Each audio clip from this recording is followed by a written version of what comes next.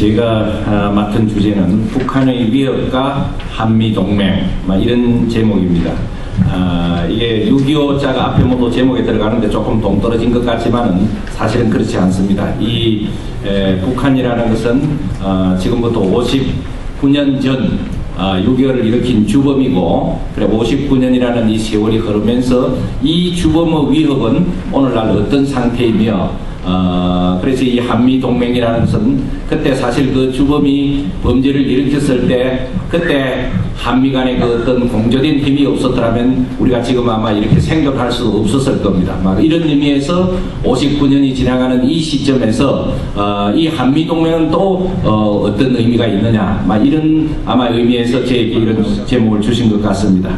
그래서 제가 그 말씀을 드린 주제는 4개 분야로 나누어서 말씀을 드리겠습니다. 우선은 59년 전에 새벽 4시에 기습 참 남침을 했던 그 위협이 오늘날 어떤 상태로 지금 오늘의 이 현실 속에서는 어떤 위협으로 되어 있느냐 하는 소위 북한의 위협 위기 고조 실태라 할까, 그걸 좀 훑어보고, 두 번째로서는 왜 북한이 이러한 위기를 고조시키고 있다면 이러한 위기를 이 순간에는 왜 이렇게 고조시키고 있느냐, 소위 위기의 그 배경을 좀 말씀을 드리고, 세 번째로는 이러한 북한의 위협이 과연 우리 국토를 다시 전면 남침이라든가 이렇게 하는 소위 군사적 도발로서 이어질 가능성은 어떻게 봐야 되는가 하는 문제이고, 그 다음에는 이 어떤 형태의 위협이든 간에 우리 국가의 생존과 번영을 위해서는 이 위협을 차단하고 어쨌든 막아야 됩니다. 그런 의미에서 성공적인 차단을 위해서 한미동맹이라는 것은 어떤 의미가 있느냐, 제가 이렇게 4분야로 나누어서 간단하게 좀 말씀을 드릴까 합니다. 우선 처음에 북한 위협, 오늘날 여러분들이 잘 아시는 것처럼 북한이 지금 최대 위기를 고조시키고 있습니다. 위기를 59년의 세월 속에서 없앤 것이 아니고 어떻게 보면은 그때 못지않게 지금 상당히 고조시키고 있는데, 이러한 위기 고조는 소위 이명박 정부가 출범한 이후 계속 상승적으로 위기를 고조시키다가 금년 들어와서 특히 이게 지금 더합니다.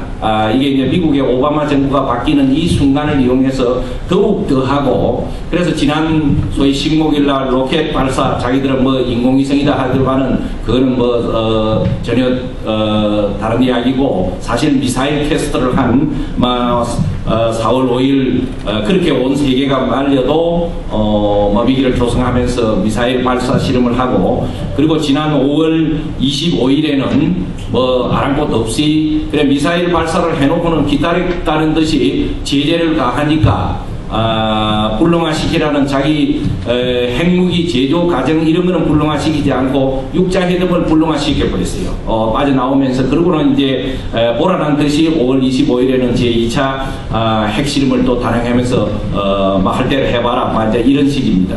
그런데 이것을 갖다가 간단 이 상황을 보면은 계산 안 된 위기 고조냐, 치밀하게 전략 전술로 계산을 하면서 하느냐, 그때 당근 일어나는 거는 우리가 잘 이게 무슨 뜻인가 하지만 쭉 역사 속에서 그 사건들을 모아놓고 보면 여러 가지 의미심장한 일들이 많이 있습니다. 그래서 그 중에 하나를 이렇게 보면은 2008년 3월 6일 날, 그러니까 이명박 정부가 출범하고 약 한 10일 후에 북한이 들었다 선전포고 이렇게 정치 선전적으로 한 것이 뭐냐 하면, 이명박 정부는 파쇼 정권이다, 이게 독재 정부다 하는 이야기예요. 하도 이걸로 소위 석쇠에 씨도 안 되는 소리다 그러죠. 경상도 지방에서는 새 뒤집어 날아가는 소리다, 이렇게도 하고, 충청도에서는 이걸 귀신 씨나라 까먹는 소리다. 전혀 이게 논리에 닿지 않으니까 들은 척도 안 했는데, 그로부터 지금 한 1년 3개월 지내니까 이 귀신 씨나라 까먹는 소리 같은 것을 우리 남쪽에서 지금 자꾸 해요. 그런데 이게 정말 무식하고 아무것도 배우지 못한 사람이 그런 이야기를 하면 저기 무식해서 그렇구나. 이게 온갖 것을 할 거는 다 알고 유식한 척하고 독서도 많이 읽고 가장 어쨌다 그런 사람이 이런 귀신 씨나라 까먹는 소리를 할 때 이게 어떻게 해석해야 되느냐? 저는 두 가지로 해석합니다.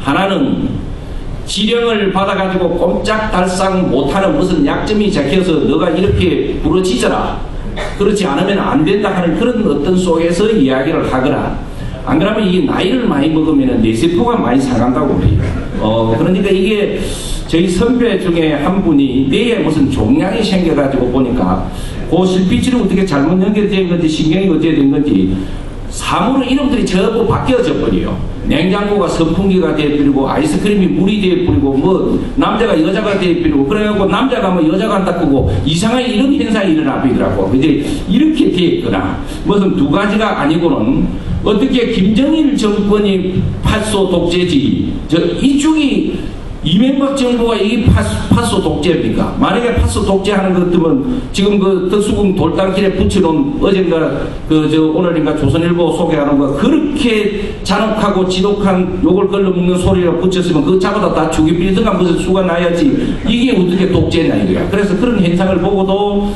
앵무새처럼 따라하는 사람이라든가 어쨌든 이 신호를 던지 놓으니까 그 진원지에서 나는 신호를 이쪽에서 소리 없이 하는 그 묘한 이런 어떤 네트워크 관계 다 전략 전술을 갖고 이걸 던지는구나. 막 이런 저는 생각을 하면서 지금 남북 관계를 이렇게 보고 있습니다. 어쨌든 금년 1월 1일에 들어와서 소위 10년 공동사설이라 그런 데서는 남조선 집권 세력이 북남 대결에 미쳐 날뛰고 있다.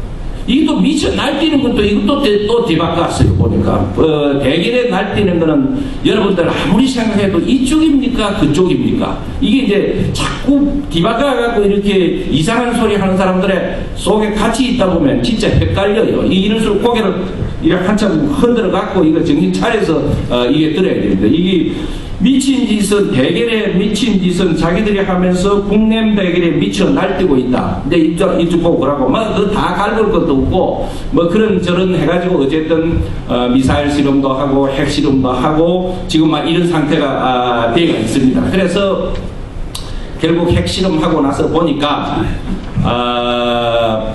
참 그저 순진하게 이렇게 합의를 하면 혹시 이렇게 실천이 될까?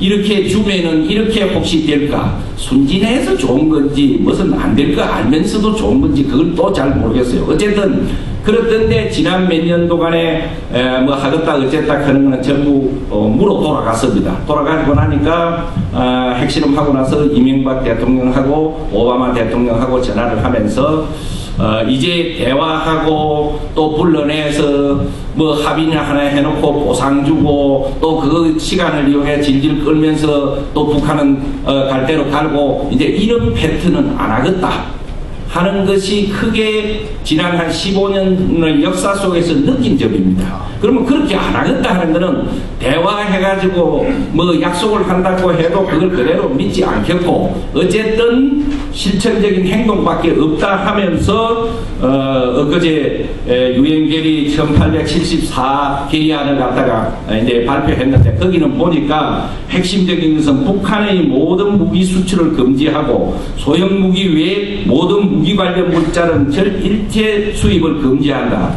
의심선박은 홍해상 또는 인근 항구에서 검색하고 금지품을 압류 처분한다. 대량 살상무기 미사일 관련 금융거래 금지 인도적 목적의 그 대북 지원을 전 세계는 전부 금한다.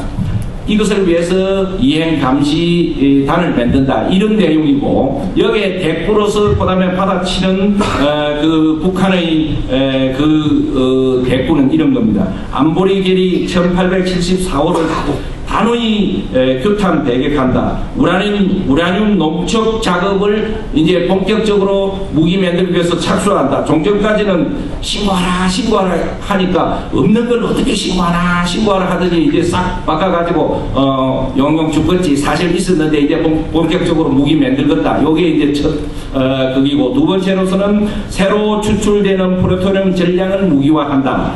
그 다음에는 선백, 검색 등 봉쇄를 시도할 시에는 군사적 대응 등을 취하겠다. 이제 이런 식으로 어차피 이제 대화는 이런 시점에서 하나가 양보하지 않으면은 이거는 이제 강제력이 서로 부딪히는 이런 형국에 있습니다.